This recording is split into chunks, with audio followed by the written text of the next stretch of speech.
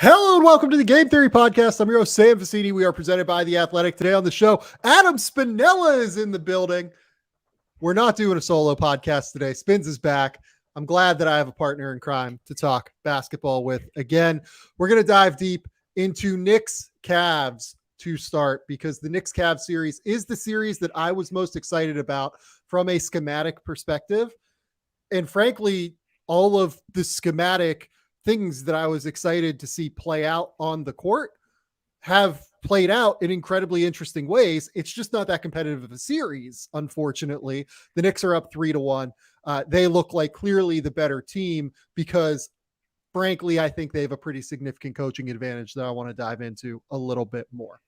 They also have a real roster advantage that we'll also dive into, but there's a lot going on there, I think, from a coaching perspective that is interesting. Then we're going to talk about the purest of vibes games that just occurred before we started recording here. The Warriors-Kings, 126-125 Warriors, one of the most fun, wild, weird, enjoyable basketball games that I can remember.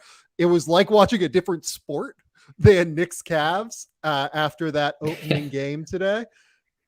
I had an absolute blast watching Warriors-Cavs or Warriors-Kings, and I have no idea where that series goes now. It's a beautiful, beautiful mess of a series, and I love it so much. And then we're going to talk about some upside NBA draft prospects. We have a list of guys that we think could really be swing guys in this 2023 NBA draft. They might have a little bit of a lower floor. They might have a little bit of a higher ceiling, but if they hit, they could really elevate the depth and the overall value of this draft class. Really quickly, before we start here, I do just want to obviously talk real quick about why we're going a little bit early. Typically, I've been trying to go after all of the playoff games are done. The reason we're going a little bit early is because my wife gets back from Tokyo today. I want to hang out with my wife tonight. So apologies to everyone who is a Timberwolves fan or a Nuggets fan or a Celtics fan or a Hawks fan. I want to hang out with my wife. Apologies. And honestly, I think that those series, despite the Hawks pulling off a real win in game, what was that? That was game three. I'm just not really all that interested. I mean, I've been half watching the first half of the Celtics Hawks game here, and it just kind of feels like the Celtics have locked back in defensively, and I'm not all that interested to break down a whole lot there. By the way, shout out to folks at Home Field wearing the Providence Friars shirt. You gotta love it. Got a big Home Field purchase done over the course of my time in the United States. Had it shipped over to Australia. The beautiful people at Home Field took care of that for me. If people at Home Field, if you want to sponsor the show, you know who to hit. Big fan of your work. Big fan of your products. Okay. Let's dive into Knicks-Cavs. So the Knicks defeated the Cavs 102-93 today. The Knicks are now up 3-1 in this series. And I'll start here. What do you think is the most overarching thing that is occurring within this Cavs-Knicks series? So there's a lot, both schematically, tactically, and just play-wise. I tend to think that, the course of a best-of-7 series, schematics and tactics matter, but the players are the ones who are executing on the court. So I kind of want to start with just how guys have been playing in this series. More specifically, I think the battle down low between the Knicks and Cavs has been one that might be a little bit more one-sided than anybody foresaw coming into the series.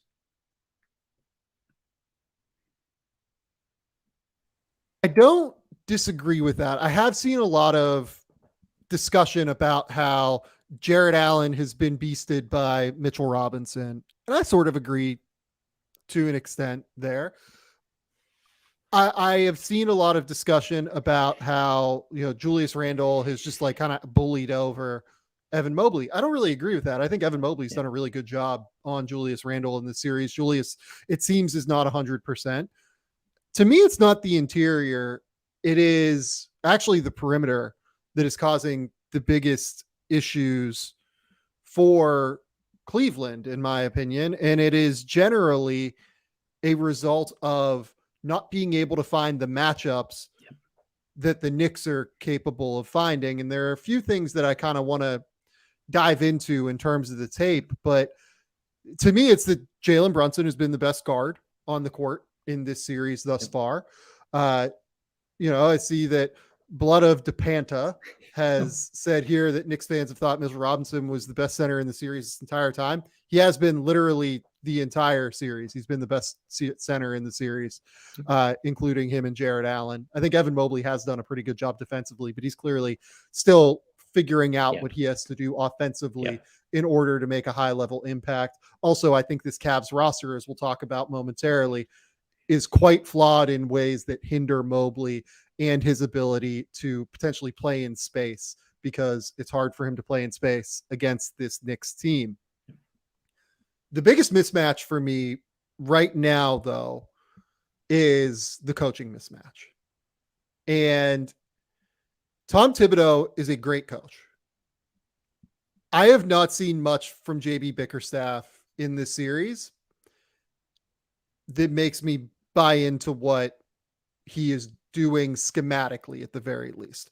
There's way more to being a coach than the X's and O's. I'm sure JB Bickerstaff brings a lot to the table that certainly go beyond the X's and O's.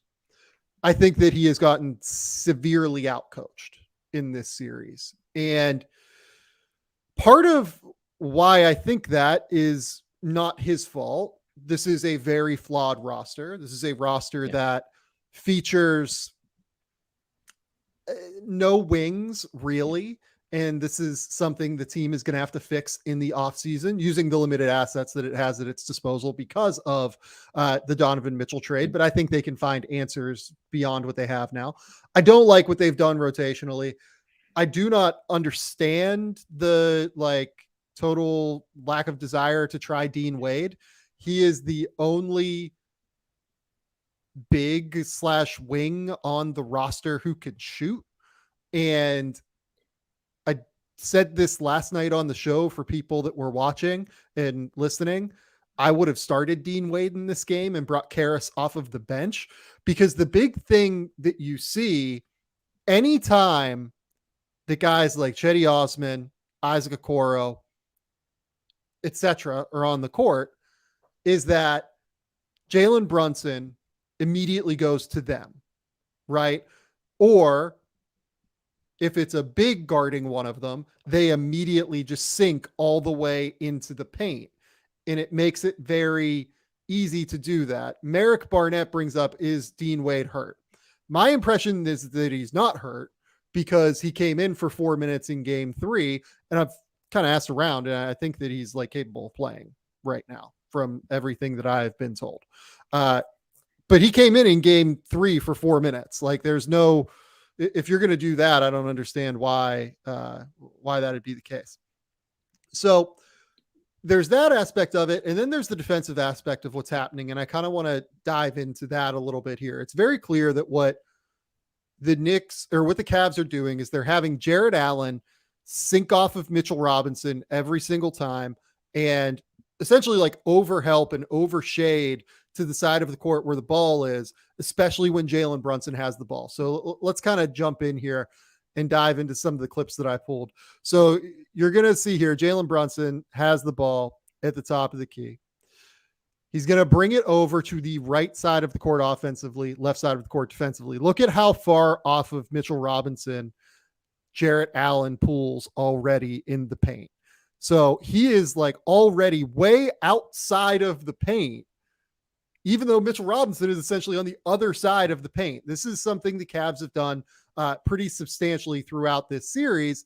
And my thing with this clip that we're going to watch, and I'll play it in full here, I just don't think Jared Allen's making an impact here. And frankly, he didn't do anything here at the end of the day and didn't make an impact. And I thought that he left open a wide open, just little shovel pass if Jalen Brunson wanted to hit it. So we're going to come over, screened by Josh Allen or Josh Hart, goodness. And then Jared Allen's going to come over and he just doesn't do anything. Mitchell Robinson gets the easiest offensive rebound on planet Earth because Jared Allen is overhelping. he's going too far over, I think, within the scheme. If you're going to overhelp, you can't overhelp that far toward that side of the court when your man is literally on the opposite side. It's just not something that's going to work for you long term. So here again, Knicks have the ball, RJ Barrett, kick out, then they're going to get it back to Jalen Brunson. Brunson spins, and then you see, just look at where Jarrett Allen is. He's coming all the way out essentially there. Mitchell Robinson gets the offensive rebound. Look at where Jarrett Allen is here after Darius Garland falls. He thinks that he needs, after Garland falls, to like significantly step up and help. Yeah. I just don't think that is it. I think that corner man should be sinking in more than Jarrett Allen should be stepping up, because again, Jalen Brunson's probably going to step up and shoot.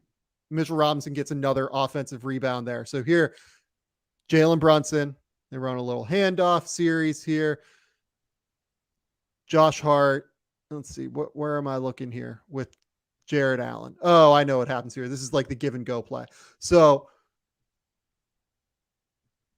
basically, he shades too far over on the first handoff. If you notice here, Jarrett Allen, to where he's shading way too far over the side that Jalen Brunson is on the court. And then when Josh Hart gives the ball back to Isaiah Hartenstein, he has to push way far over and aggressively end up with his weight on his right foot, because he needs to play that, because the way that they're playing is they're shading way far over to Brunson, which means that when the ball goes away from Brunson, he is out of position and needs to get back into the play. He goes way over onto his right foot. And then you see Isaiah Hartenstein, really smart center, really good at seeing the court, making those high level passing reads. This is an easy give and go for Josh Hart, where Jarrett Allen is just out of position here. He's not in any sort of guarding position that is going to be effective. Josh Hart gets a wide open lane to the basket. Okay, and then these two, I believe, are going to be very good examples of Jalen Brunson really intelligently processing that Jarrett Allen is overhelping in the second quarter here. So what you're going to see is Brunson comes over, switch on to Donovan Mitchell. Look at where, again, Jarrett Allen is. He is way over on this side of the court. He is so far over. They have the helper situation coming down with, I believe that's Danny Green, who's trying to box out Mitchell Robinson.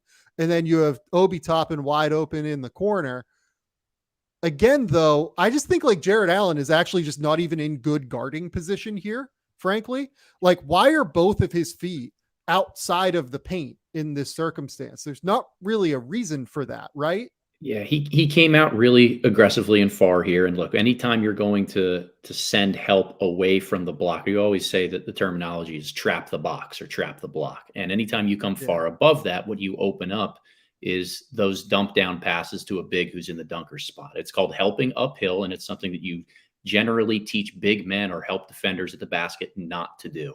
And what happens when Jarrett Allen goes so far away from the block and helps uphill is it forces the next low man, the helper guy, to smother on Mitchell Robinson or whoever's going to be in that dunker spot. And time again, where the Knicks were great today is by just having two really small adjustments. And one of them was shown in this last clip here. If you want to rewind it just a little bit, Sam, you'll see that Mitchell Robinson is standing here and he sets this kind of crack back screen, this almost flare in to pin Danny Green in, so that the corner three is wide open on a skip out. So Jalen Brunson, when he engages, he doesn't have to get all the way down to Jarrett Allen. He can throw a proactive skip pass because this was wide open. And Obi Toppin had one in the second half. I think Hartenstein set 2 or 3 of these that were really effective the entire day. The other thing that Robinson did in that spot is what's called flipping the post. He essentially rotated from where he was on this opposite block towards the ball side block. And what that does is it puts the smother guy, in this case, Danny Green, in a horrible position. So if Mitchell Robinson were to go from the left offensive block to the right, Danny Green either has to follow him to prevent the dunk. And now it's so much farther for a rotation to the corner or a scramble and an X out of there, or he stays home And, they end up getting that same corner three that they had by design. So really simple adjustments by Thibodeau with how Robinson and Hartenstein really were able to capitalize on that down on the block. I agree with you. I think it was a little bit foolish to be as aggressive with Jarrett Allen as they were, particularly because Jalen Brunson isn't this quick first step guy who's always going to just zoom past his man at the point of attack. He is much more of a methodical, physical, bully you down driver. And you typically don't send early help to guys like that to discourage them getting to their spots. It's not interrupting anything. It's 100% right. And then here, what you're going to see is literally the next play. Jalen Brunson just reads this like a book here. He reads the overhelp from Jarrett, again, shading way off of Mitchell Robinson. He puts Darius Garland in a terrible position where he has to help the helper again.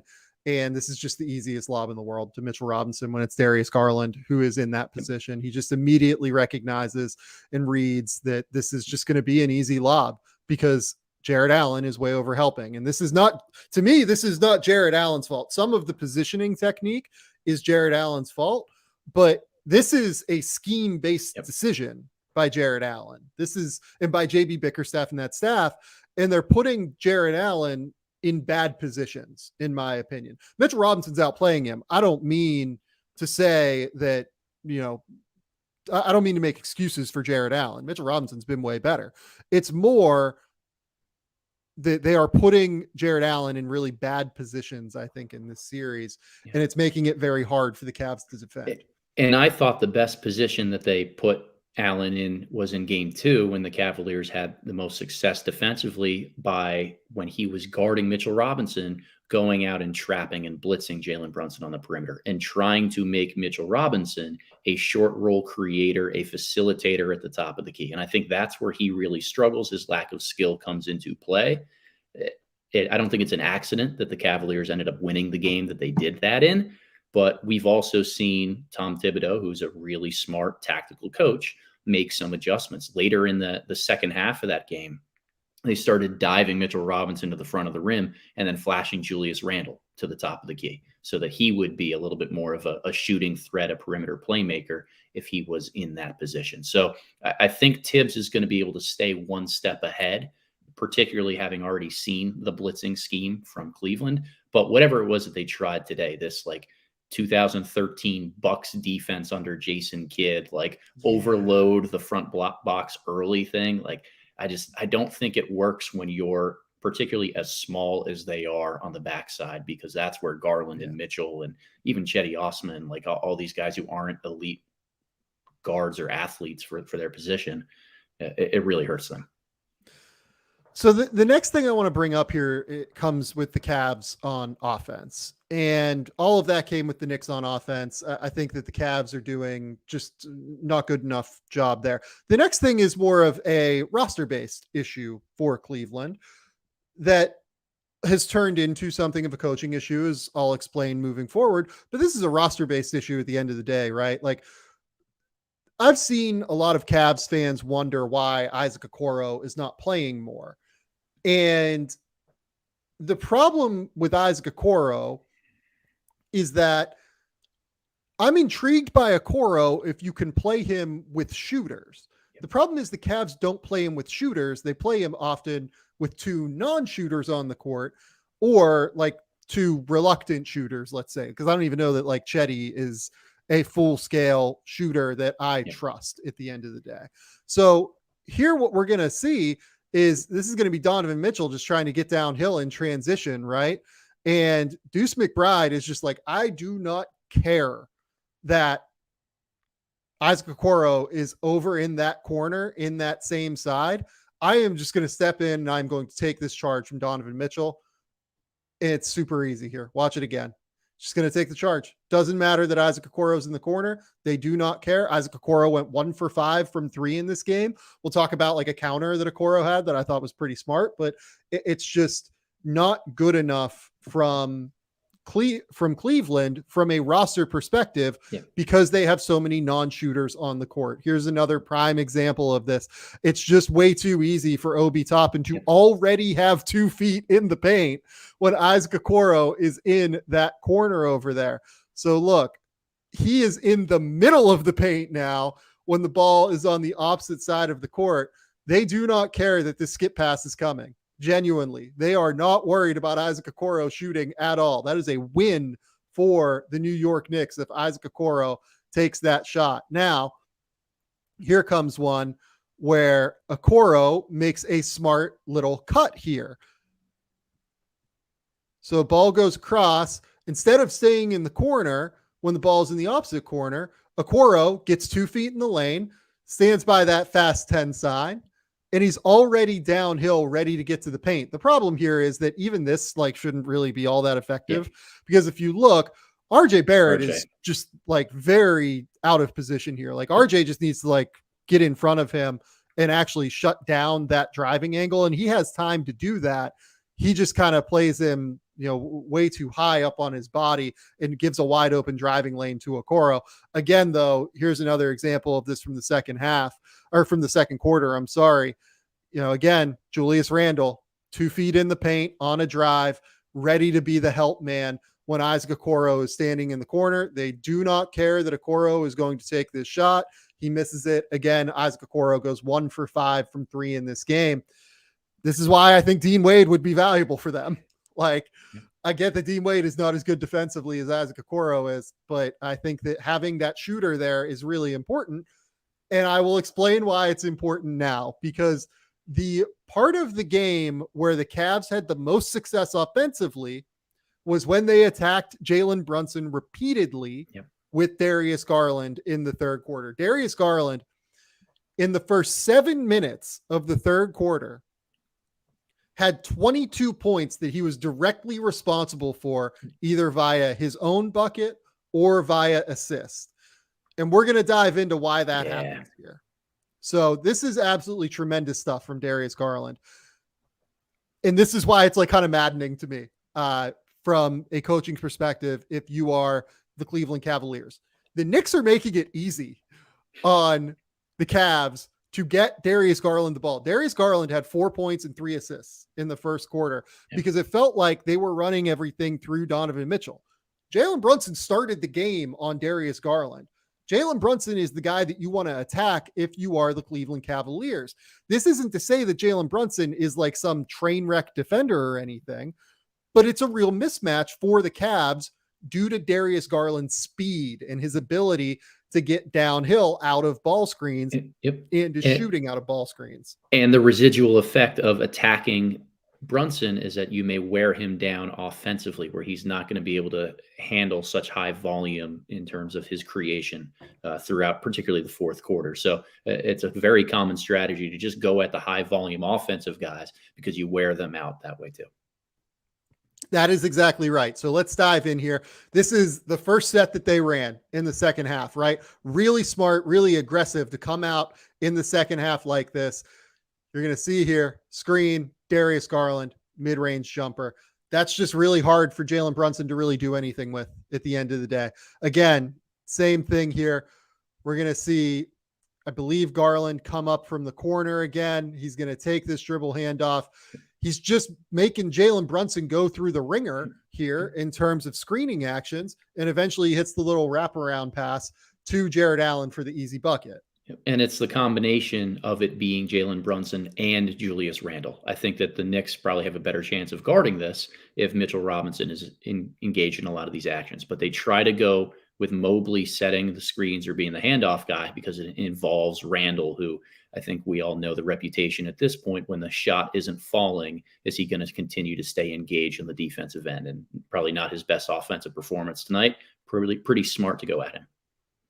Yeah, so I think you're 100% right there. And I think, again, this was the smart adjustment from Cleveland, right? This is something their coaching staff did well here. So again, Darius Garland, we're just going to get a high ball screen here, right, from Jared Allen. And again, this is Mitchell Robinson. Darius Garland finds that little pocket pass angle. Jalen Brunson is a very square athlete as a player. He is somebody that does not have the most flexible hips. He does struggle to get through screens a little bit more often than what people think. So again, this is just an easy dunk. Jared Allen gets all the way to the rim. Darius Garland again comes up, ball screen, Very easy little floater because, again, Jalen Brunson can't get through that action. And Mitchell Robinson is forced to guard two at once. He has to play in that gap, which means when you have Darius Garland's touch level and his confidence from the mid-range, that's a very easy shot. So again here, high ball screen, just gets that little sidestep mid-range shot because eventually Mitchell Robinson has to recover back to his man. And again, Jalen Brunson struggles to get through that screen, right? This is not me trying to crush Jalen Brunson necessarily. Jalen Brunson, as we just talked about previously, has been immaculate in this series offensively, and he is the reason that the Knicks are winning this series. But these are the kind of things that the Cavs are not attacking repeatedly, which is just absolutely bizarre to me. And the reason, go ahead. No, go ahead. Finish your thought here. Well, it's just crazy to me. The Knicks are making it easy on them. They are having Jalen Brunson just straight up guard him. This is not a circumstance where, like, okay, the Knicks are pre-switching and they're making it hard to find the matchup for Jalen Brunson. They're making it difficult on JB Bickerstaff.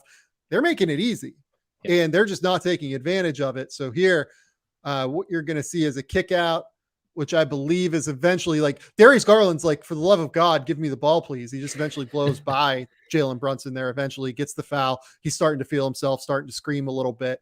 And then here again, just doesn't get through the screen well, forces the help from the corner there from Julius, or no, what happens here? Oh, this is the one where RJ Barrett actually does like a pretty good job recognizing early on that this is going to be an empty side ball screen here. And with the way that the Knicks are defending, they actually want him to come over and try to be that help man that's tagging Jarrett Allen because they're happy with Karis LeVert shooting. So here, the problem with all of this is that Jalen Brunson has to get through the screening action at a much higher level at the end of the day. The reason you have RJ Barrett all the way sunk in there, even though he is ostensibly Karis LeVert's man, is that, as you can see, there's just a wide open pocket pass here for Jarrett Allen if it's available. And if RJ isn't all the way sunk in already, that is a real problem for the Knicks. So again, pump fake here, kick out to LeVert. This is a shot that the Knicks, I feel like, are relatively okay with. I think they would like Julius Randle in all likelihood to make a more concerted effort to get out and contest that three-pointer. But again, as we talked about earlier with Mitchell Robinson previously, making sure to flip his body in order to get that screening action on Randle, I thought that Evan Mobley did a reasonable job there of getting his frame in the way. Now, this is the fourth quarter. And Darius Garland, as you can see, is now being guarded by RJ Barrett. And if I'm or no, that's Emmanuel Quickly who's on Darius Garland.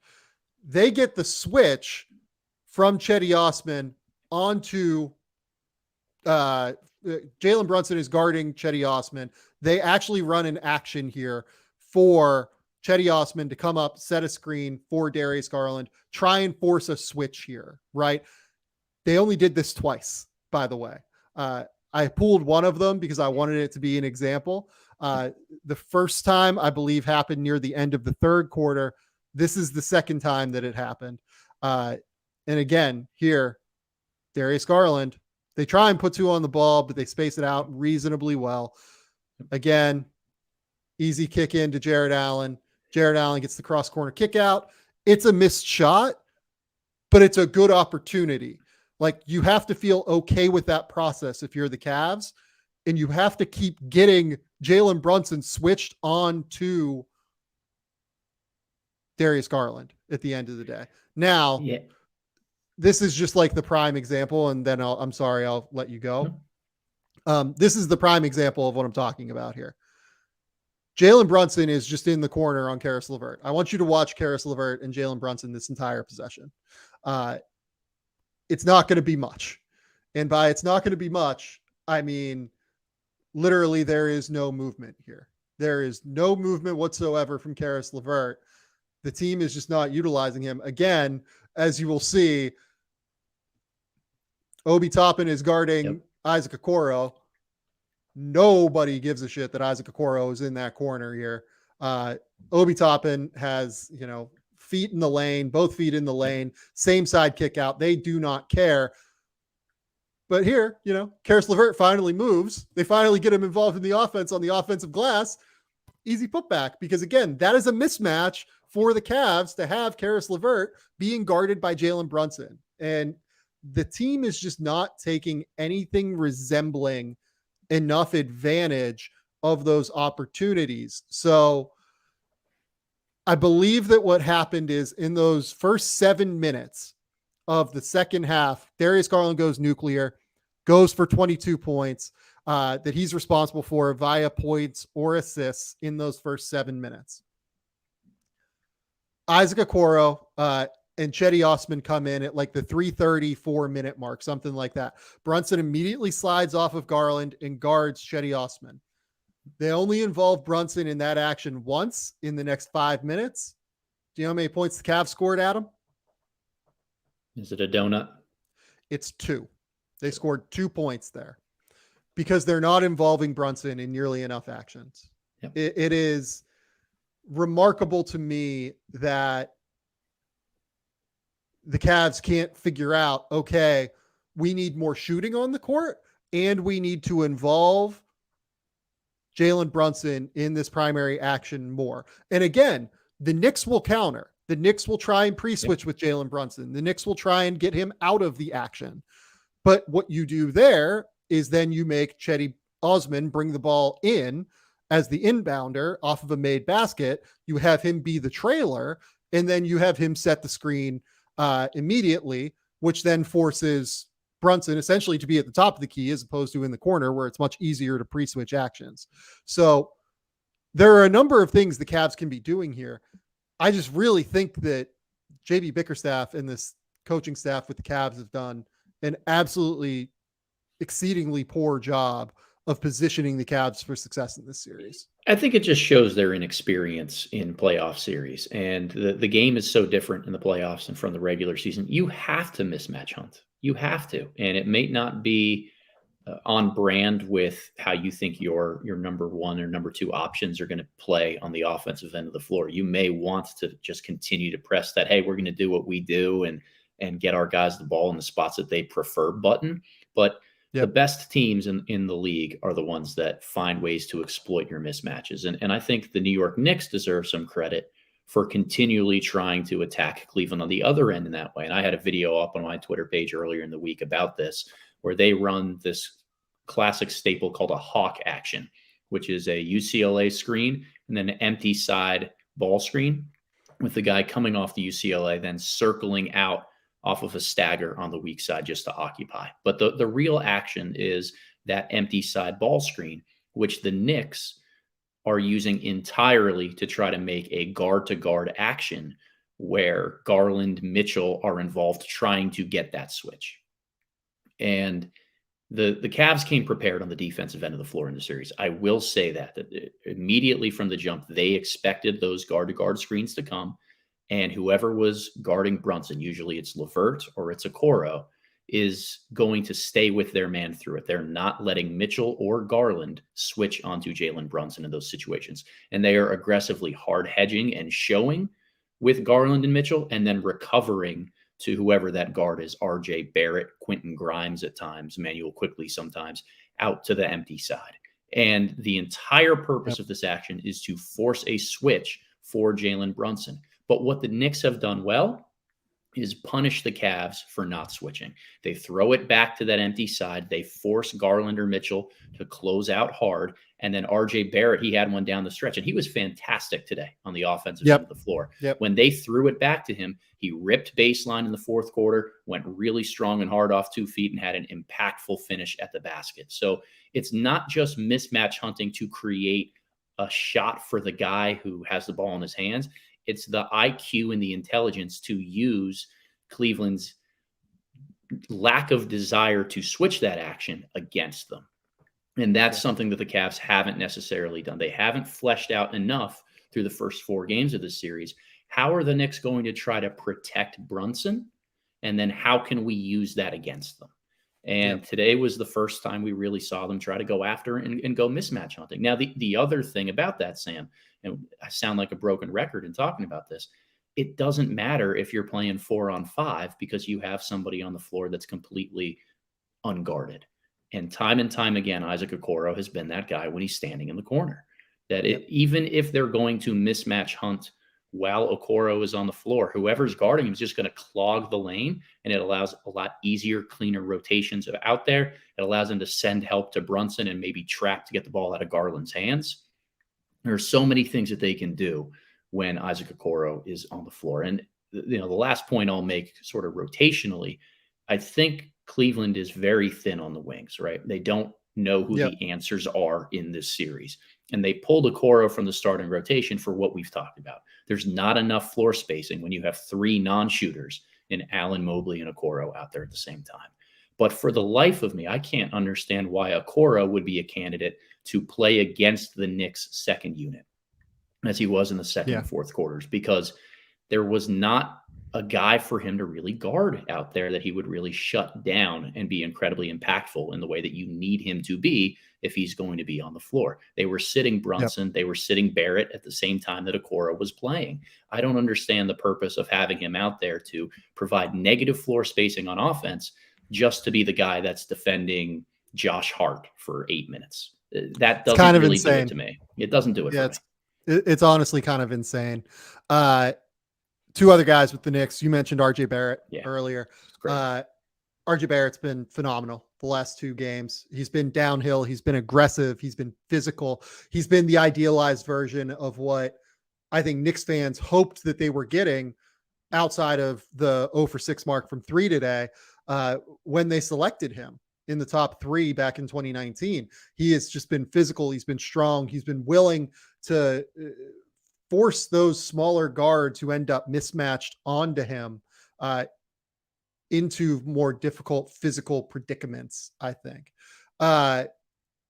Defensively, I think he's been pretty solid for the most part in this series. Again, though, where you can catch RJ is not on the ball. It's actually off the ball. And I feel like the Cavs have not really tried to do that often, unfortunately. The second guy is Josh Hart. I think Josh Hart has been absolutely incredible. I thought he did an absolutely top tier job today guarding Donovan Mitchell. Donovan Mitchell had like 11 points. I think he didn't score in the second half until like the 3:30 mark, right around that area. And that was in part because Josh Hart made his life exceptionally difficult, just working and getting his body on him and being physical while also being quick and just working as hard as humanly possible to make Donovan Mitchell's life just that little bit more difficult. So I think Josh Hart deserves a lot of credit. Josh Hart's a player that throughout the trade deadline, I was kind of hoping the Cavs would be able to get. Ultimately, the Knicks paid to get him, and the Knicks paid something the Cavs frankly did not have in a first round pick, right? Like the Cavs do not have the assets to where they can move a first round pick or a value equivalent of that for Josh Hart to the Portland Trail Blazers. But they decided to make that investment. And this is a deal that I loved at the time. I wrote about why this was like, and talked about why this is like my favorite acquisition of the trade deadline outside of like the stars being dealt, because he just embodies everything that this New York Knicks team is all about in terms of toughness, rebounding, physicality. I knew that Tom Thibodeau would love him. I knew that he'd trust him in the moments that were necessary to play. And that's been borne out in this series. Josh Hart has been a real playoff contributor for the New York Knicks. Do you have anything else to say about the series before we get out of here? I do. I want to give 2 quick shout outs for the Knicks on something, and then 1 quick tactical adjustment or thing that I think Tom Thibodeau could use a little bit more of as they move forward to try to close out this series. 2 quick shout outs. First, Obi Toppin. I thought he was really good today too, in a way that I didn't expect him to necessarily be. Earned minutes in crunch time down the stretch above a guy like Julius Randle for extending his minutes in the fourth quarter. I thought that's a really nice thing for Tom Thibodeau to be able to do and recognize, kind of ride the hot hand. And the biggest reason I think he has the ability to do that, because Leon Rose is the other guy I'm going to shout out here, has done an unbelievable job of building depth on this roster. I think from like 5 to 14 or 5 to 15, this Knicks team is my absolute favorite in the NBA. They are filled with depth. They are filled with guys who compete on the defensive end of the floor and buy into what Tibbs is really getting them to do on that end. And they're all super tough. They all bring different things to the table where a great coach like Tibbs can press the buttons that he needs to in a series. And one button I'd like to see him press maybe a little bit more. We talked about how the Knicks have been hunting to try to get those Garland or Mitchell switches for Jalen Brunson. There was one play late in the game where Josh Hart went to set a high ball screen and ended up slipping it to the nail hole because they know whoever's guarding Hart is going to hard hedge and come out of that so that they're not going to end up switched onto Brunson. Brunson did a nice job pocket pass to Hart, and he threw a beautiful read on the short roll that ended up in a skip pass 3. If the Knicks can find ways to use Hart as that playmaker near the nail hole, keep Mitchell Robinson in the dunker spot, and then have the other two players stationed on the 3-point line, I think they can get a lot of mileage out of abusing the Cavaliers for not wanting to switch Jalen Brunson ball screens. Yeah, I think those are all really good points, Adam. And I think that the Knicks, again, like have real upside in this series beyond what they have shown. In the Cavs, it's hard. It is genuinely hard when you don't have wing depth. I think that's what this series is showing. And I think that's what Kobe Altman and company will try and go out and acquire this coming offseason. And look, this team is nowhere near what its completed form is going to be. I'm not worried about the Cavs long term. You make a deal for Donovan Mitchell because you go out and you get a star in Donovan Mitchell, not because you felt like this team was a completed product. You just felt like that is the guy that you want to build around, along with Darius Garland and Evan Mobley. Now, I do think that what this series is showing is there could be some diminishing returns in the playoffs pairing Jarrett Allen with Evan Mobley. And I do wonder if once they feel like Evan Mobley is capable of playing the 5 more often, Jarrett Allen is the guy that makes sense to move. Do they decide to do that maybe a little bit earlier in their process than what we've seen, than what we expected, given how good Jarrett has been for Cleveland? I'd rather move earlier than later on centers in general. And I think Jarrett's stock is still exceedingly high league wide, especially given the contract he's on. I'm not necessarily advocating a move for it. I just also think that they probably need to start looking into a few different things. Yep. Just exploring at the very least. If someone presents a real offer that gives you real wing depth and you feel like you can replace Allen with a center on the market relatively cheaply, I'm not sure that that's a terrible idea, given I still have questions long-term about the fit of Evan Mobley and Jarrett Allen in the playoffs is not opposed to the regular season. Yep. Got to maximize the time you have Donovan Mitchell. I think this series is showing that offensively, Mobley is just not ready to make a consistent impact in a winning way. Still a terrific defender, and his value shows up on that end of the floor. But whether it's the fit of him, Allen, and the other non-shooters, or it's just Mobley not necessarily being a guy that you have to defend outside of 15 feet, there have been some challenges for Cleveland on that end. Yep. Okay. Let's take a quick commercial break. We will be back. We will dive more into the Warriors and Kings, probably for like 15, 20 minutes, just because the Cavs Knicks series is the one that I really wanted to dive into. The Kings Warriors is just pure vibes, and it's beautiful.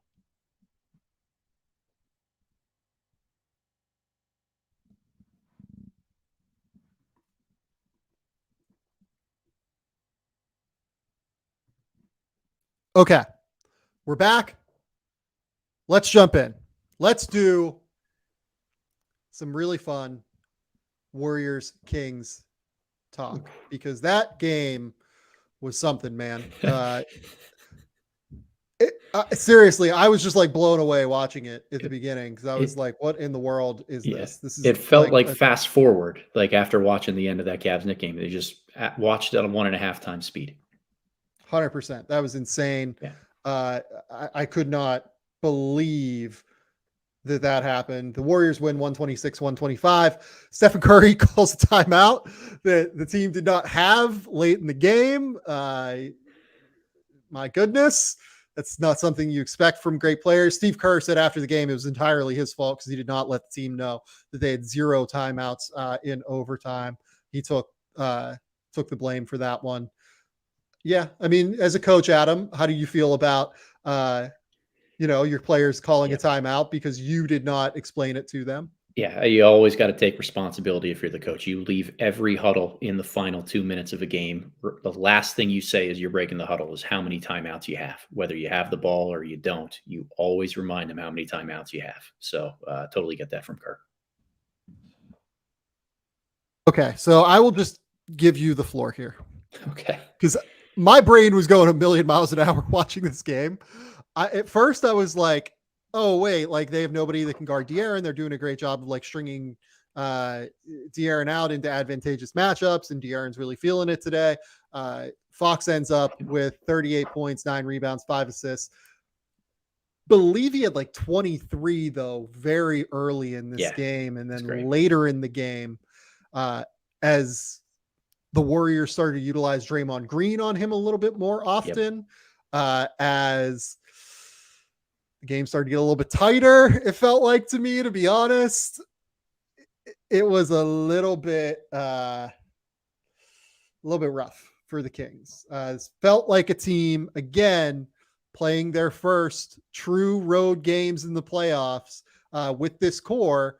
And I don't totally know how to react to that, given the fact that the Warriors have also been a terrible road team throughout the course of this year, and they're the most experienced team in the playoffs.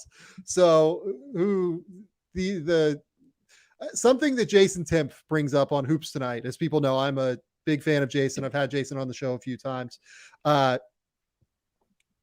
Jason always brings up this idea that role players tend to play better at home versus on the road. They have a little bit more confidence. They can feed off the crowd a little bit more. We saw that with Kevon Looney, certainly in game 3 of this series. I think today it was just interesting to watch somebody like Kevin Huerter, who has really struggled throughout the course of this series in general, and to see someone like Harrison Barnes really not quite play up to the level that we have seen from them throughout the course of the regular season. So I'm very intrigued with what you feel about this Warriors-Kings series. Sure. Well, I got to give it to one Kings role player in Keegan Murray, who shot the crap out of the ball today and was phenomenal. Was really, absolutely phenomenal. Keegan deserves a lot of credit. He had, I think, copped a lot of shit from Kings fans even, and from people around the NBA, just because Davion Mitchell has played so spectacularly defensively on Stephen Curry, wondering why Keegan Murray is continuing to start, wondering why Davion Mitchell is not just being purely minutes matched against Stephen Curry. I think Keegan shut a lot of people up today. He had 23 points, was very efficient. He just continues to be a guy that I think profiles well toward playing an offensive role in the playoffs, because he does not require many dribbles, does not require many touches to get his points as long as the shot is falling.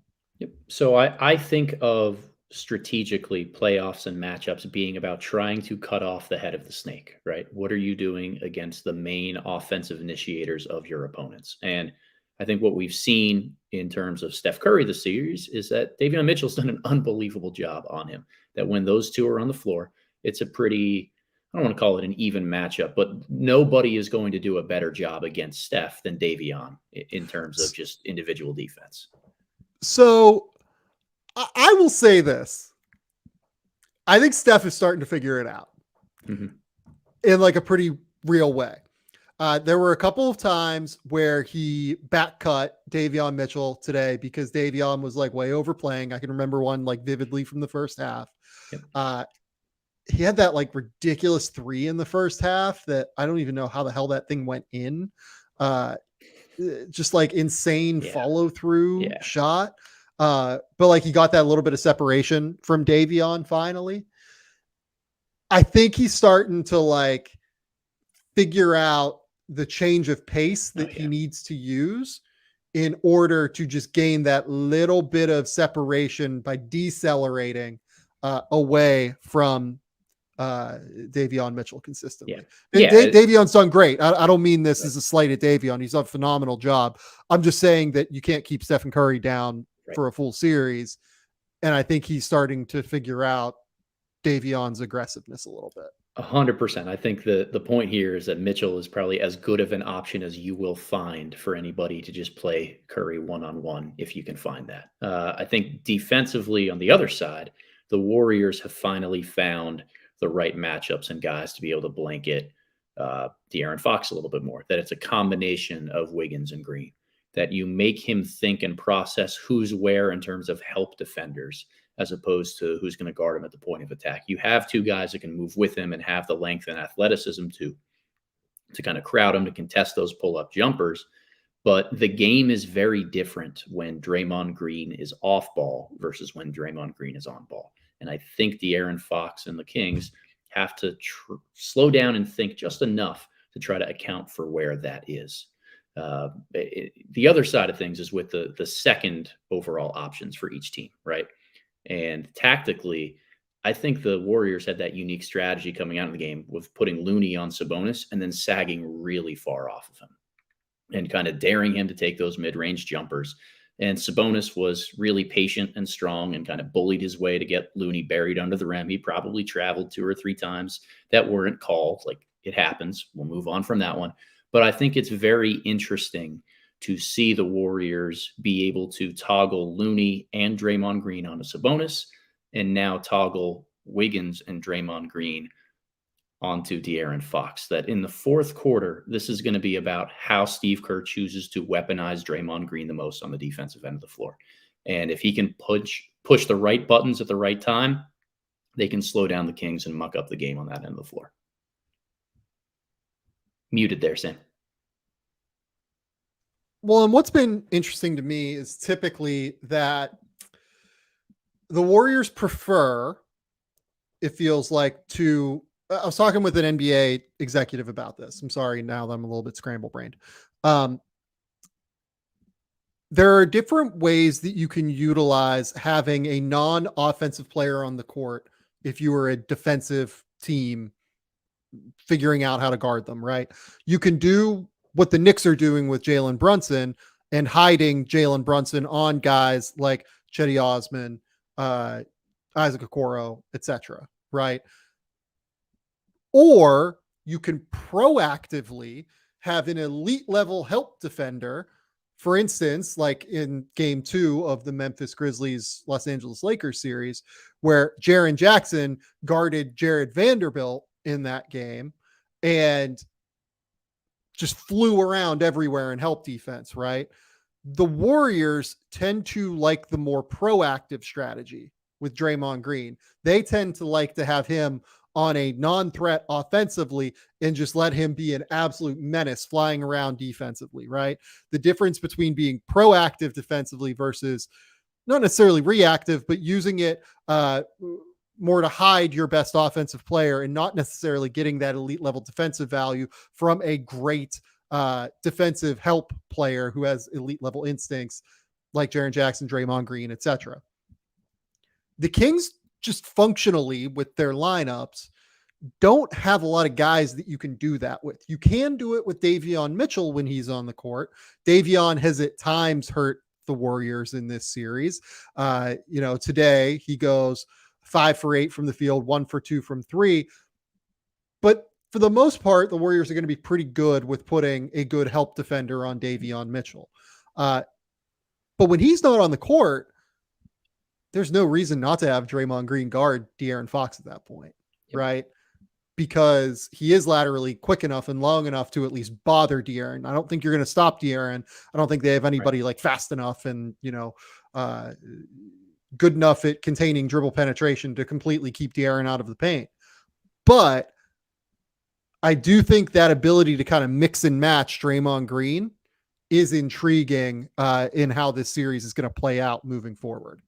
Yeah, it's a really important chess piece for Steve Kerr to be able to play with late in games there. This is a huge Andrew Wiggins series too. He has been a major difference maker with his energy on the defensive end of the floor. The way he rebounds the basketball is incredibly important for the Warriors as well.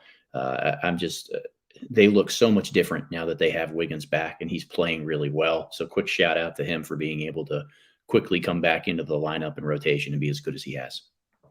I'm glad you brought up Wiggins because Wiggins does deserve just an immense amount of credit. Andrew Wiggins right now is averaging 19 points and 6 rebounds, shooting 49% from the field. He's only shooting 29% from three because he shot that 1 for 8 game in game one. But over the course of the last 2 games, 3 for 6 from three, 1 for 2 from three. Wiggins is the big factor for them because again, if you want to play Draymond Green off the ball, you are then able to slide Andrew Wiggins onto the ball to bother De'Aaron Fox in a pretty real substantial way. Having Wiggins is what Klay Thompson used to be in some ways, right? They used to love playing Klay Thompson on these lead ball handlers. He's just not quick enough anymore after the unfortunate injuries that he has suffered throughout the course of his career. But having Wiggins now allows you to weaponize Draymond Green, allows you to weaponize Kevon Looney in a pretty real way defensively. And that is where I think they're going to get a real advantage here moving forward against the Kings. But I'm glad you brought up Wiggins because Wiggins, his transition defense is phenomenal. His off-ball defense has really, really improved over the course of the years. And he's obviously an awesome on-ball defender. I would love to see him make an all defense team at some point. Like, I think that would be a reasonable, rational thing to happen. I don't know if he will. This year he certainly didn't play enough games to get anything resembling votes for it, but he's that kind of defender now to where I think that is a real potential outcome for him. And he just deserves an immense amount of credit for it because back in Minnesota, people used to complain about his defense for the first 3 years of his career. I think he got way better by the end of his career in Minnesota defensively than what people recognized. They started to use him more as a point guard that was initiating the offense, and then they'd start to use him a little bit more as a point of attack defender at times, also getting him engaged in the game a little bit more.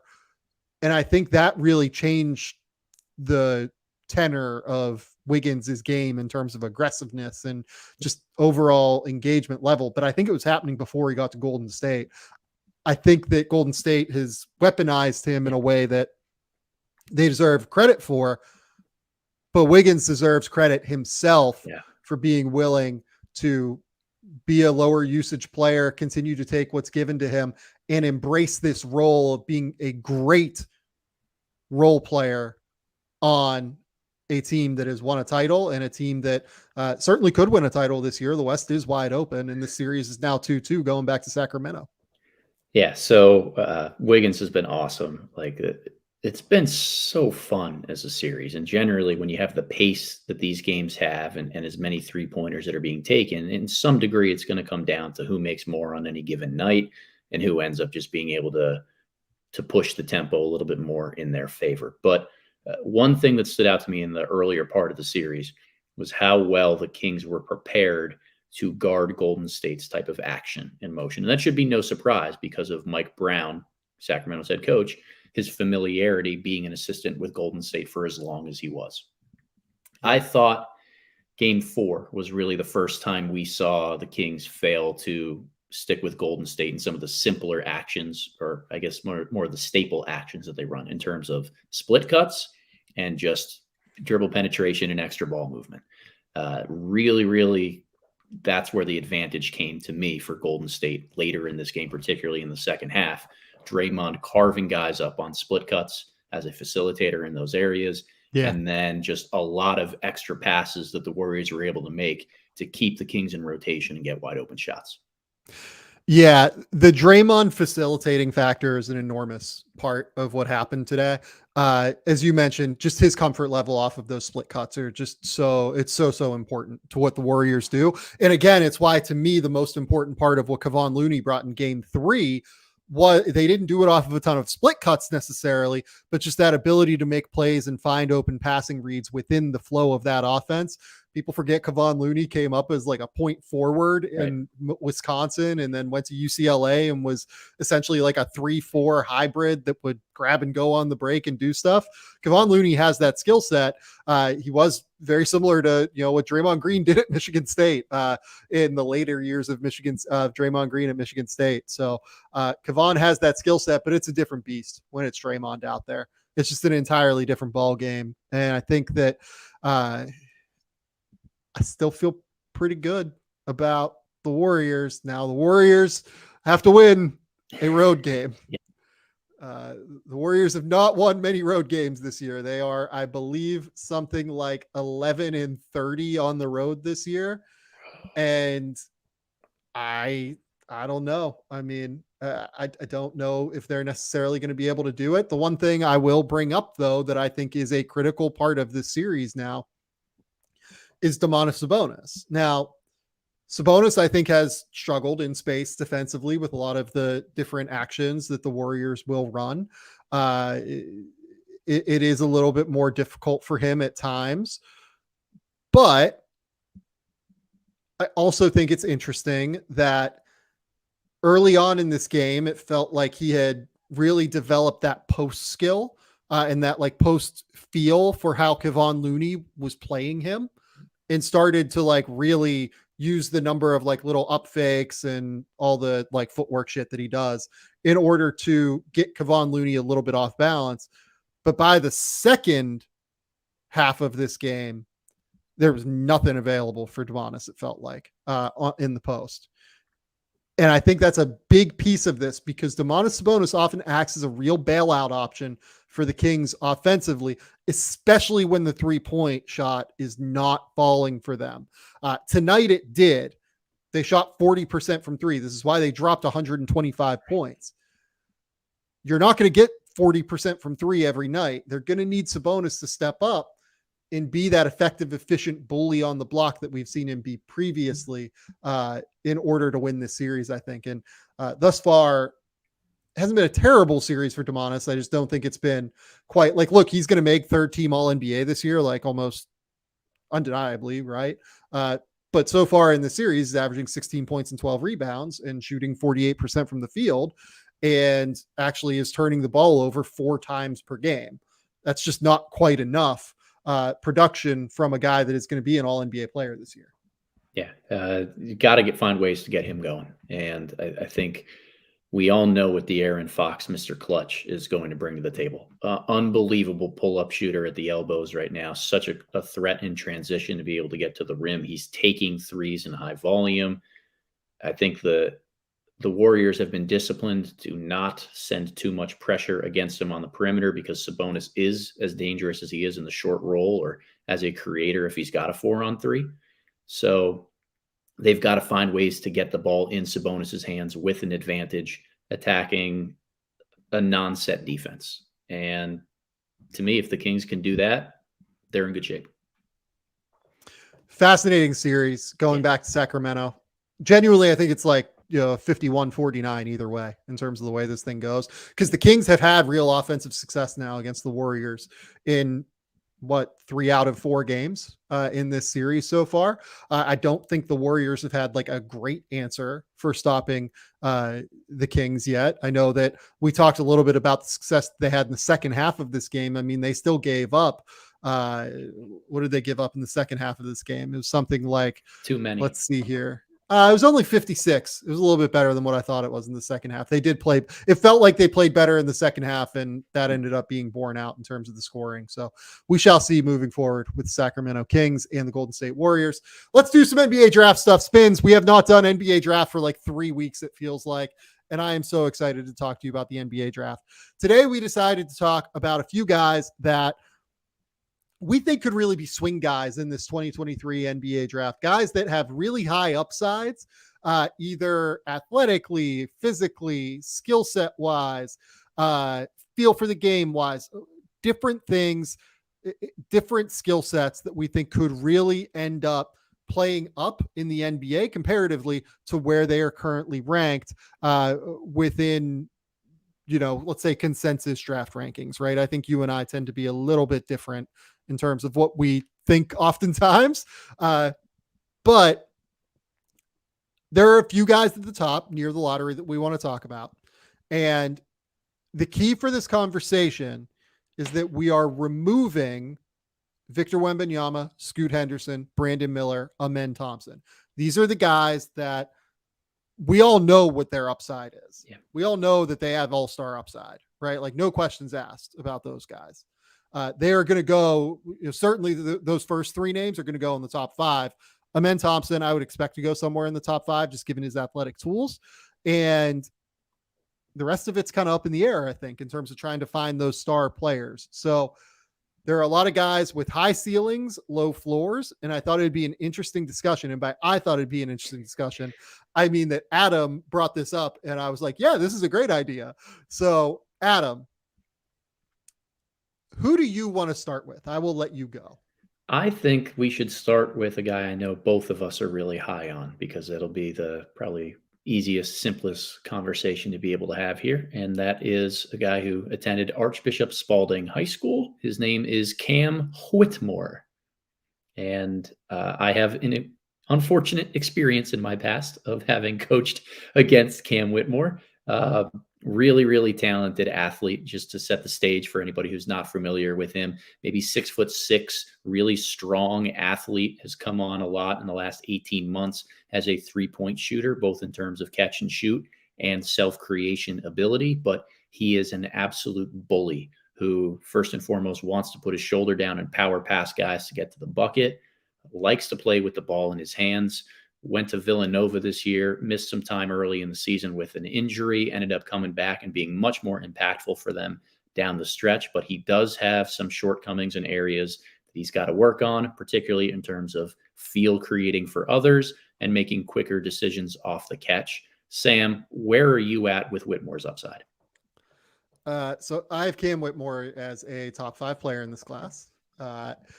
It's the athletic tools that I just can't really get past. I think that there is a very real case that his intersection of power and burst and explosiveness is probably the best we've seen since Anthony Edwards entering the draft, right?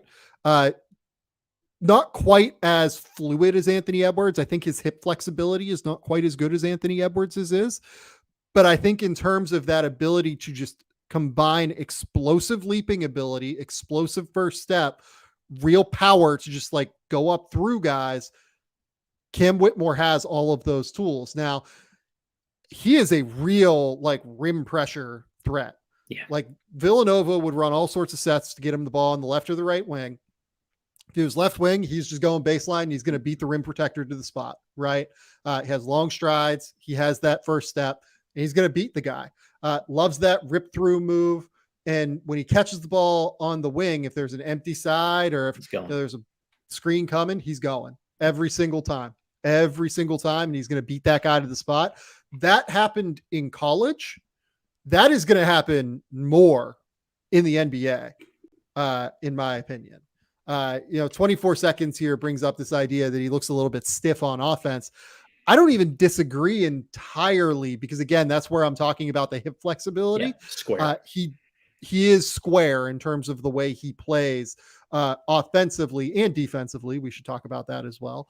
But he is so powerful. His ability to initiate contact and just go through you and then not get thrown off. He keeps that center of gravity is very, very real. It reminds me a little bit of something like Ben Mathurin this year in terms of, I think he's just going to get downhill and get to the rim consistently. So Ronald Sergio in the comments asks, how much Isaac Okoro do you see in Whitmore? None. Drastically better frame, way more powerful physically, and a way more projectable shot. They are not comparable players. Isaac Okoro was like a high level passer at Auburn. He was a really high level defender. There were a lot of things that he brought to the table that were more on the intangible side that made him go top 5. Whitmore is a scorer. Like these two are not similar players at all. I get why that comparison would be made if you don't necessarily buy into Whitmore's shot, but I also think that Whitmore's handle is creative, right? What do you think of Whitmore's handle? I think, and look, we've talked about Cam before on the podcast. The handle isn't really that much of an issue to me. It's more so the fact that every time he catches the ball, if he's not ripping baseline or if he catches it in the middle third of the floor, he catches and holds and surveys and tries to go one-on-one. And for an athlete who's a little bit more square in the way that he is, even if you have a tight handle, you're not going to create a ton of separation that allows you to get around guys to the rim. And NBA defenders are going to be a little bit stronger to hold their ground when he tries to go through them, or they're just going to read the scouting report and try to draw an on-ball charge and flop their way down. So he's got to figure out ways to be a little bit more slippery to get past them. Maybe that's just really increasing his handle and having an elite feel with the ball in his hands. But I think it just comes down to how square of an athlete he is, and that shows up in his pull-up mechanics. Like his pull-up in the mid-range is not great. Yes, that is the skill set that has gone way underrated. Yep. I think the passing is obvious, and people are very concerned about the passing, both in the public and in the private spheres. Yep. The mid-range game with Whitmore is a real concern. I will just say this. I think that he plays with real rhythm off the bounce. I think he decelerates and accelerates into new moves at a really high level. If you are just like even just like 5 pounds off in terms of your weight distribution on one foot versus the other, he's going around you and he's finding that little space. That leads to a very real high level step back pull up game that tends to be best from behind the 3-point line right now. He has that big ability to like jump and create separation into his gather that is really, really important. Now, I buy the jumper long term in terms of him making threes. He made 40% of his catch and shoot threes this year. The makes tend to be very pure. He makes them off the hop. He can take them off of a 1-2 step. It's a bit of a slower release, but it's a pretty high release point. I do think that he's going to be a high level spot up catch and shoot threat long term. There's a lot of wrist involved in the shot. I will say that it looks a bit funky, but I think he has enough touch to be a high level shooter in spot up opportunities to where you can't play off of him. Ronald brought up Isaac Okoro. You're not going to be able to play off Whitmore, I think, in that way at all. No, I think he's going to be a competent shooter. I think it's not just a sample at Villanova this year, but dating back to Team Mello, to high school, to how he was with Team USA in the U18 games this summer. Like he is a legitimate jump shooter off the catch. But like you said, the mechanics are a tad slow. He's a bit square, and that plagues him a little bit more in the mid-range. He needs to be able to get to step backs in order to create enough space to get that shot off. He's not a rise up off the wrong foot or on a live dribble type of guy. He has to be dependent on step backs. And look, the threat of him being so strong and mobile as a driver is probably going to help create a buffer with his on-ball defender that he can get that space. But he was only 2 of 15 on long mid-range attempts this year and 2 of 9 on runners. Like he does not have a runner or a floater or anything off of 1 foot type of game in that mid-range area. So the combination to me of being a little bit weaker in that second area as opposed to being a 3-level scorer, that's a little bit of a red flag. Combine that with the lack of feel, and it's somewhat concerning. I love Cam. I've loved him since I first laid eyes on him as being a really high level NBA prospect. But I mean, his assist rate is below 7%. He's got a usage rate above 24%. It's absurd. It's genuinely historically low for a potential top 10 pick. There has not been one. There has not been one. The only 3 other freshmen who have been drafted in the same year where they posted those usage rate and assist rate numbers: Derek Williams, Shabazz Muhammad, Nasir Little. Yikes. Not great.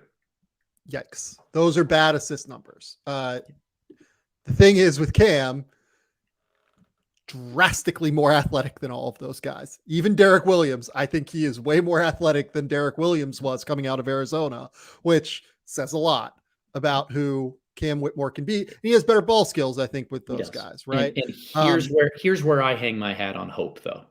He's young. He's very young for this draft class. He missed time this year. He missed like basically the equivalent of 2 years in high school with different injuries and with the COVID season. He's underdeveloped for his age, and he's young. That feel, if you believe feel is something that can be taught, that you can rep it through time, then he's got as good of a case of anybody in this class of eventually growing into being sufficient to overcome how drastically bad those numbers are. Yeah. And just in terms of what we're talking about, look, we don't want to just like talk about the numbers, right? Like everything with Whitmore is he catches, he surveys, he catches, he stops. There's nothing like he doesn't make those like quick reversals up to the top of the key, right? He doesn't make those at all. Like he stops the ball and allows the defense to recover a lot of the time. He's a bit of a dancer in terms of like that desire to dribble out on the perimeter. Just when you watch guys like Draymond Green has this intense ideal of how he is capable of taking advantage of whatever marginal advantage the defense gives him, right? Cam Whitmore is the antithesis of that. And there's tunnel vision issues and like completely misses looks for his teammates. Like we're not talking like complex reads here or anything like that, right? Like we're talking like he'll miss same side kickouts that are wide open in order to take like a really shitty shot at the rim. That's where the entire swing skill for him comes. If he can figure out how to even be like Ben Mathurin as a passer, like forget like high level passer. If he can figure out how to be like non-disastrous as a passer, and I think Ben is even like borderline in that regard, the upside is through the roof. Like he is the level he needs to get to as a passer, I don't think is like wildly high is what I would say.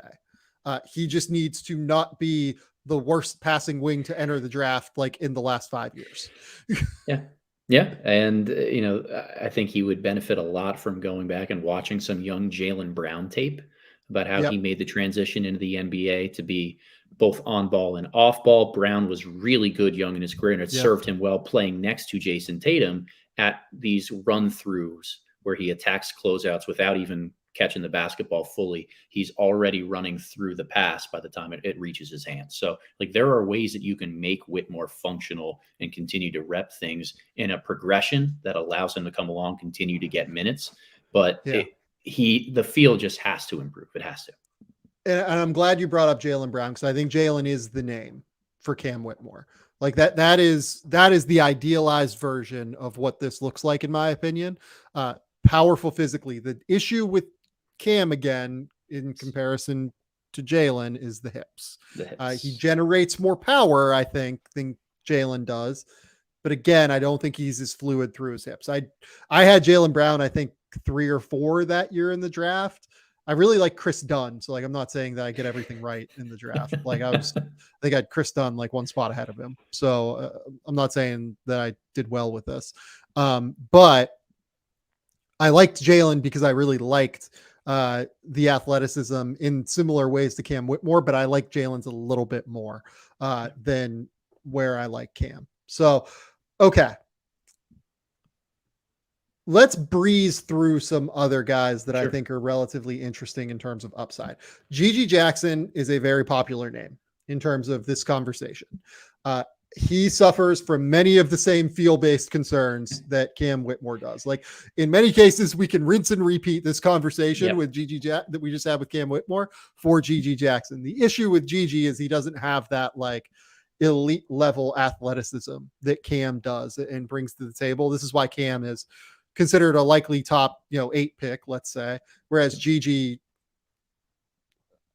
I don't know where GG is going to go. Like you could tell me anywhere from 14 to 35 right now, and I'd be like, "Yep, sounds good." Like genuinely, that is he is all over the map for scouts. Yeah,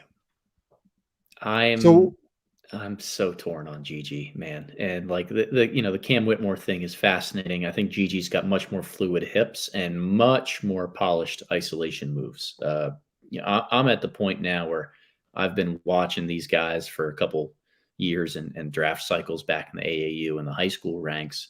The progression that Gigi has undergone over the last 18 months to turn from essentially more of a screen and roll, like just athletic four-man into a somewhat polished self-creator Yeah. is pretty wild. Like I don't want to short the kid all of the credit that he is due for what he's put in, but he very much feels like a basketball player who was built in one-on-one training sessions and does not have the feel or the idea about how to incorporate all of those skills that he's been taught into a 5-on-5 setting. And it's particularly evident by how far behind he is from a team defensive construct perspective. But the field does have to improve on the offensive end. I just continue to look at, if we're having a conversation about upside, Gigi is the youngest guy in this draft. He was essentially 18 years old, sometimes 17, and was leading a team's offense in the SEC, which is one of the best defensive conferences in the entire country. There's too much here for me to kind of ignore and just push aside for the bad habits that he's already developed. Some habits really can be broken. If he hits, this is a really, really good basketball player because he's 6'9", he can handle a little bit, he self-creates. Like if he turns into the best version of Gigi Jackson that he can, he's an all-star. I'm not quite there on that, I Okay. would say. I do think he can be a really high level scorer for sure. Yep. The thing that I love is exactly what you said. He's really good out of isolations and ball screens, can attack defenders. His handle is very refined. He can string out defenders in ball screens already, which is really, really important. And he uses his size and his stride length to attack those mismatches, right? Has great balance, I think. Has great balance rising up with his ball pickup to get into that mid-range area and elevate using that release point into some really interesting looking opportunities.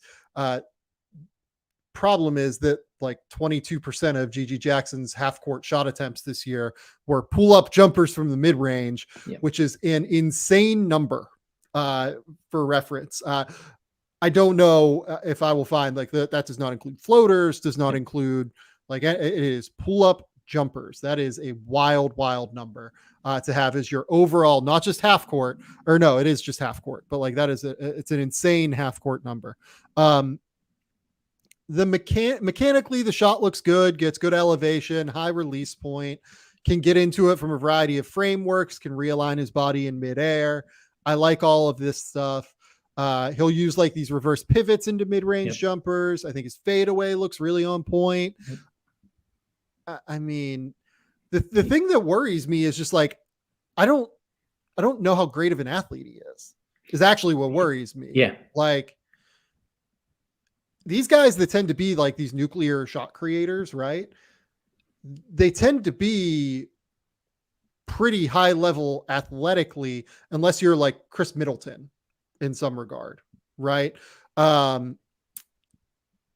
In terms of where I'm at, like at the rim, he's a pretty terrible finisher.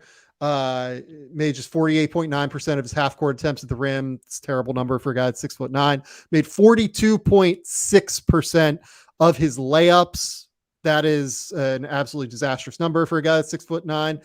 Gets a little bit off balance, kind of avoids contact a little bit too often. Again, though, it just reverts all the way back to the decision making. I think the decision making is just like a pure disaster right now, and it's very, very difficult. I don't know an answer to this. I'm not a basketball genius in any sort of way here. I can feel be taught. Can you gain and improve your feel through time? Adam, I have had this conversation more often this year than any other conversation I've had this year. And it's because we're going to talk about another guy next that I just absolutely adore. But like, the time that you lose, like, can you gain that back? Right? Like, can you actually get those reps back, or are they just bad reps that you're continuing to build bad habits with. I think it depends on the kid, and I think it depends on the willingness to learn as much as anything. And with GG, there were some maturity things that came up this year, not being around his teammates in huddles or things that scouts have brought up. Certainly the Instagram live post is a decision that was exceedingly poor that he made. He needs to genuinely, like, to teams in the pre-draft process, the best thing that GG Jackson could do is prove maturity to them. Like, forget anything on the court. The shot creation is enough to get him drafted in the top 20. Yep. He needs to go about just proving to them, if he hits adversity in some way, like he did this year, will he revert back into making some immature decisions like he did this year? Yep. And if he can prove that to teams, I think that works. Like, that'd be great. 24 seconds asked, do you guys think GG would do great with time in the G League? I think he's going to spend all of his season next year in the G League, regardless of what happens, and where he's picked and all of this stuff. Grape Ape brings up the idea of he's a more than capable defender. I thought he was like pretty bad this year on defense, to be honest. I thought his awareness was really poor. I thought he was a real ball watcher. He got back cut regularly. Didn't have great rotational instincts in scramble situations. Didn't seem to have like a great understanding of the scouting report at times. I thought, like, he went under like multiple Brandon Miller screens in the game against Alabama. And I was like, what in the fuck are you doing? So don't necessarily agree with that take on GG. But again, he's 18. He's so young. We are parsing in so many ways with GG. He just, the people around him and GG and everything, they made a bad choice expediting this process in the way that they did. And now, because of that choice, we have to parse through everything that occurred, and that becomes difficult. And I don't totally know what to do with it now. Defense was rough for GG this year. Does he have the physical tools? Yeah, he's got the physical tools to be solid on that end of the floor, but there's a long way to go in terms of his understanding. And again, I don't want to punish a kid who goes to college basketball when he's 17 years old and should be in pre-calculus for not knowing how to, lock and trail on a down screen or stay attached to a guy when he's going over the top of a flare. Like, those are things that, reps are what you learn, but you learn by doing it over and over and over again. And I don't know enough about what happened in practice every single day with the Gamecocks this year to know if it's just GG not locking in and paying attention, or if it's just stuff that he hasn't been taught yet. And that's what makes him so difficult to evaluate, is you have to really take a leap of faith in the tools that he brings to the table and the maturity of the person that you are bringing into your organization for at least 4 years. And you don't want to, with an 18-year-old, like, I was immature as an 18-year-old. I'm sure you were. Like, everybody is immature. You know what I mean? Like, you don't want to over-index on that either. But again, like, he's entering the NBA, and you don't want to write it off long-term. But the way that I think about draft prospects personally is, what is the value you are going to derive for the organization that picks you? For instance, Talen Horton-Tucker did not derive any value for the Los Angeles Lakers. I think Talen Horton-Tucker is probably going to long-term be one of the 30 best players in the whatever draft he was taken. That would have been 2019, if I remember correctly. I think it's 2019. And like, I would have ranked him in the top 30 if I ranked players that way, but I thought he was so far away from contributing that I thought there was no way that the team that picks him was going to get value from him.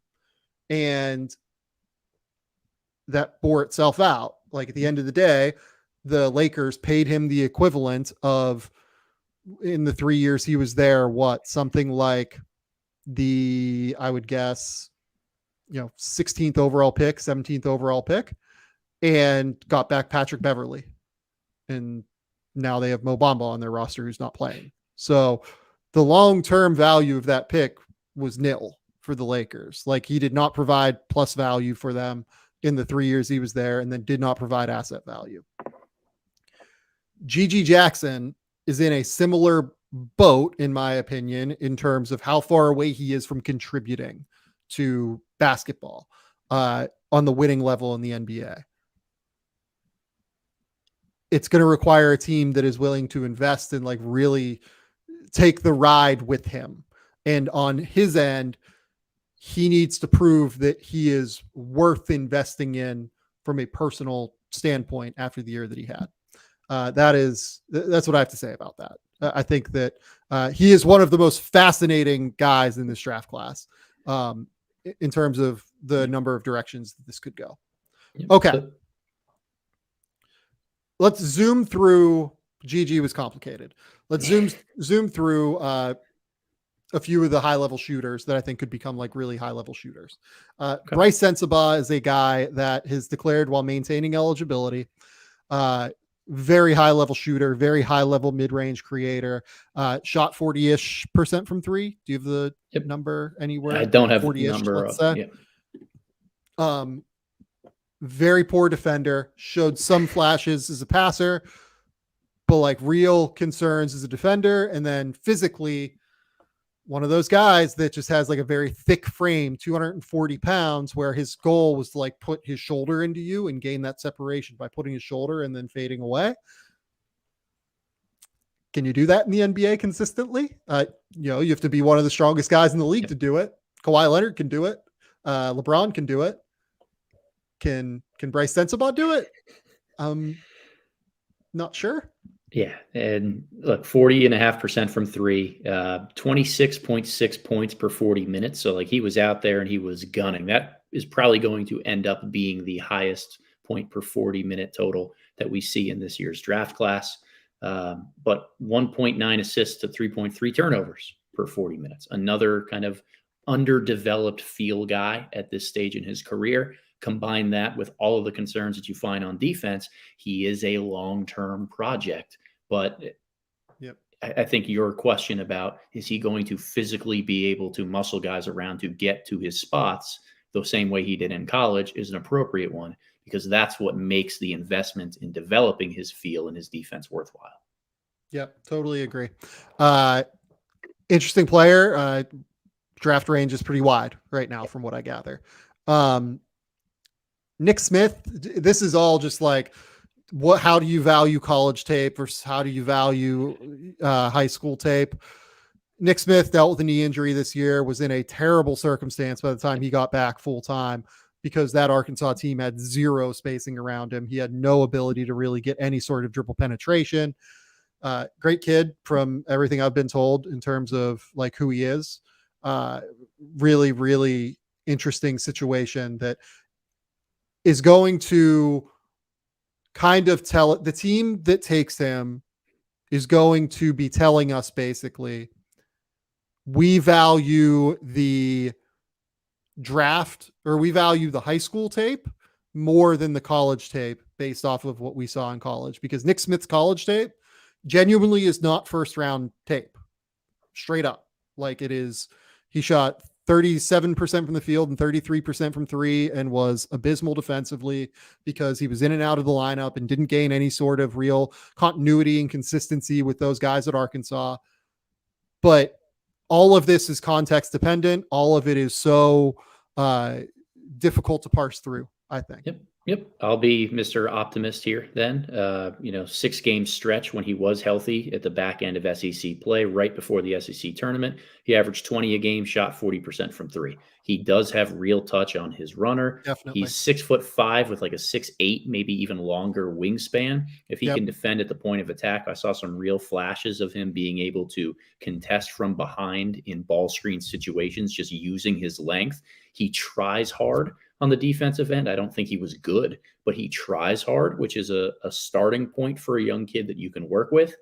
And I don't think the numbers tell the story of his capability as a shooter. I have no idea where I would take him at this point. I think he's all over the map for scouts. He's all over the map for me. Like, I don't know where to peg him right now.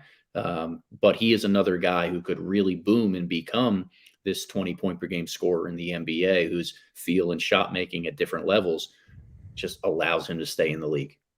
Yeah, no question. I think that is absolutely a really, really important point there, just in terms of he is all over the map for teams as well. Grady Dick is not all over the map for teams.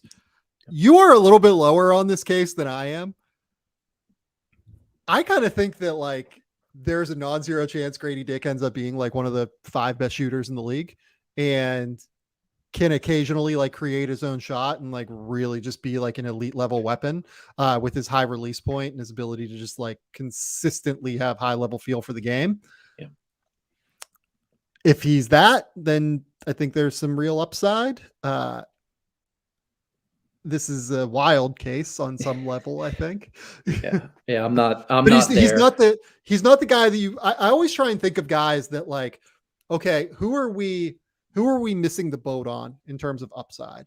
Who are we not thinking enough about in terms of upside? Right.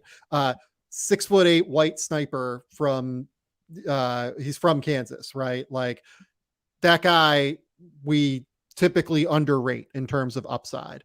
And Grady Dick genuinely can be at some point the best shooter in the NBA. Like his upside is that. So I don't know. Kyle Korver made an all-star game. Just saying. Kyle Korver did. Yeah. Grady Dick, elite shooter off the catch and smart off movement. When he draws to defenders, he makes the right pass. He's 6'8". And again, another try hard on defense kind of guy. Really good pull up going to his right when he's chased off the line. I don't believe that I buy into the mechanics in the field when he goes to his left, and I don't see him being somebody that can handle in ball screens and create for himself by any means. So I think that there's some limitation to him expanding his offensive game a hell of a lot more. But if you're a consistent 40% shooter from 3 in a variety of different ways, you're long armed at 6'8", like you're going to have a spot in the league. I don't think it's insane to talk about him outperforming that role a little bit. But I'm a little farther away from thinking it's likely he does that. The other guy that I wanted to bring up here in this regard is Anthony Black. Anthony Black, another guy that like high level defender, high level passer, not a shooter at all. But I try and pinpoint like elite level skills in this conversation a lot of the time. And I think Anthony Black processes basketball better than any player in this draft class. Just straight up. Like I think the way that he thinks the game and the way that he makes quick decisions is better than anybody else. So like in a Josh Giddey way, Josh Giddey, I think is probably going to be an all-star at some point, given what we've seen from him throughout the course of his career. Guys that have done what he has done thus far tend to go on to be all-stars. I wonder if people are underrating Anthony Black's upside in some regard as well. Yeah, I think that's a sensible thing to wonder, because high field guys who have positional size, they tend to make it. We need to see how his offensive game continues to develop. He's been underrated at every stretch of his career, and he has outperformed those expectations wherever he's been. I would expect that to continue, but there is a long pathway forward for him in terms of half-court offensive creation and a role that he can play. One guy that I have not done enough of a deep dive into Bilal Coulibaly at this point. From what I have seen, he's like a first round pick for sure this year. Like not even a doubt in my mind. If he would enter the draft, he'll go in the first. I need to do a little bit more of a deep dive before I like know where to slot him. It could be as high as like 14 for all I know. It could be as low as like 28. I'm not totally sure yet. Again, that's on me just like being in the middle of playoffs, being in the middle of all of the million things that I'm doing right now. Coulibaly is on my list for the next 5 days or so to really dive into for draft guide purposes.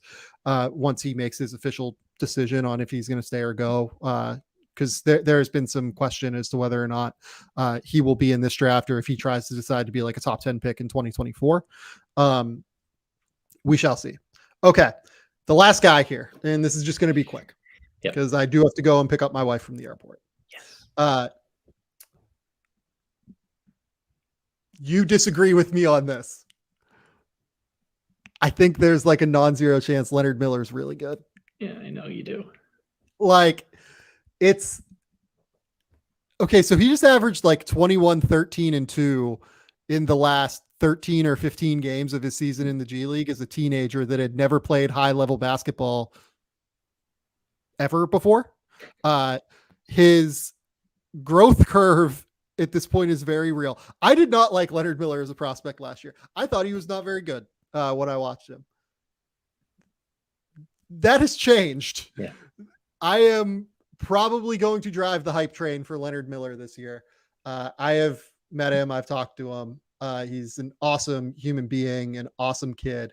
One of the highest level, most intellectually curious kids I've come across. All of the intel is that he just wants to learn. That's who he is as a kid. He just really wants to be great and will take coaching in every single way, shape, and form. His skill level is intriguing. He has elite level touch from inside of 10 feet. I think he has some pretty real touch outside of that. It's just the problem is that his jumper mechanics are a bit questionable right now. We will do a deeper dive into Leonard Miller at some point. Yeah. Undeniably.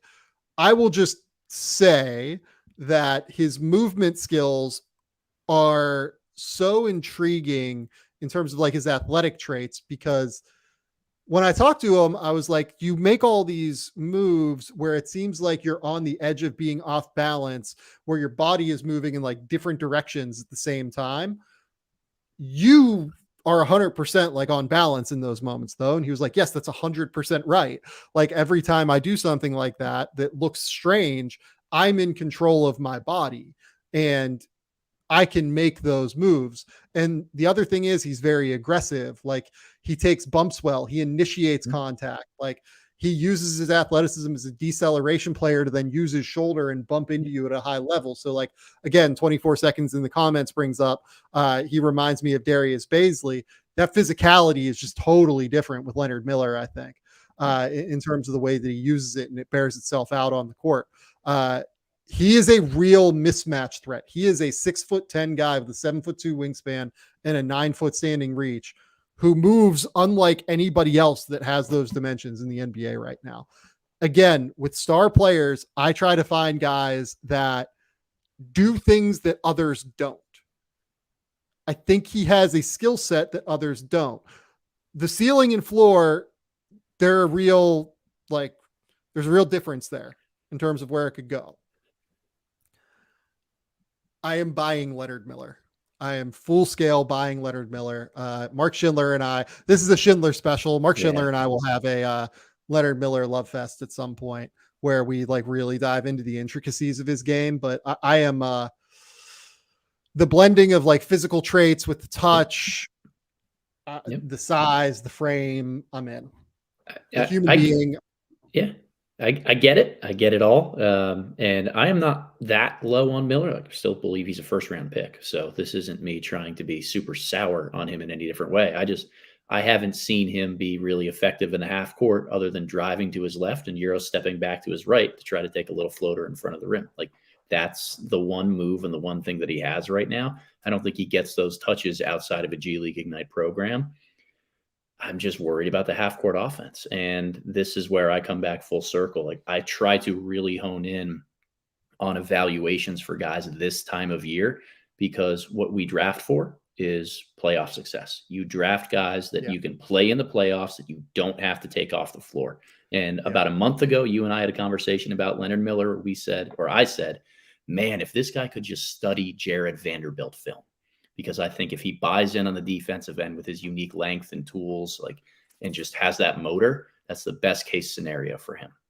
But we've also seen Jared Vanderbilt kind of get played off the floor in some situations already in the postseason. Way more touch than Vanderbilt, though. The upside is Jared Vanderbilt, who might be able to shoot.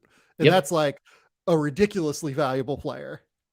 But I think he's so far away from being a on-ball creator that even the touch on the interior, all of the little things is a mismatch handler.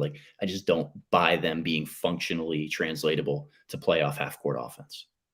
Yeah. Okay. We got to go. Spins, tell the people where they can find your work. Yeah, this was fun. Thanks for having me, Sam. Find me on Twitter at @theboxin1_, YouTube Adam Spinella, or my Substack page, theboxin1.substack.com. By the time this is released on most podcast platforms, the Jarris Walker scouting report will be out, which is going to be a really fun one. Love it. Please go look again. We're going like almost 5 days a week at this point. I will probably have another show tomorrow. It's tomorrow or the next day. I'm not sure which one. I'll have to look at the playoff schedule. I think tomorrow is an okay day to go because I think that there's a Lakers game tomorrow, and I will want to talk about that game. Yeah, that's all I've got. Subscribe to the podcast. Go subscribe to the YouTube channel, Game Theory Podcast with Sam Vecenie. We're going to do a lot more of these tape breakdowns that are really, really fun. So go and you'll be able to learn as much as you can about these prospects as I go through that process. So, Adam, thank you for coming on. Until next time, we'll talk soon.